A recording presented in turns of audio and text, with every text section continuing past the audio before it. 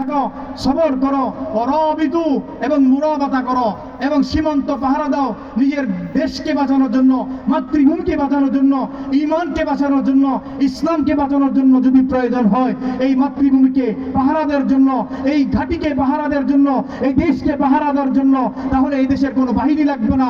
আপনি শুধু যুবকদেরকে বলবেন, এই যুবকরা এই দেশকে হেফাজতের জন্য তোমরা পাহারা দিবে, তো দেখবেন হাজার নয় লক্ষ হাজিরা দাঁড়ায় যাবে যে এই মাতৃভূমিকে ঈমান আমলকে হেফাজতের জন্য আমরা দাঁড়ায় যাবো। আছে না নাই? আছে। টাকা দিয়া টাকা জড়ো করা লাগে না।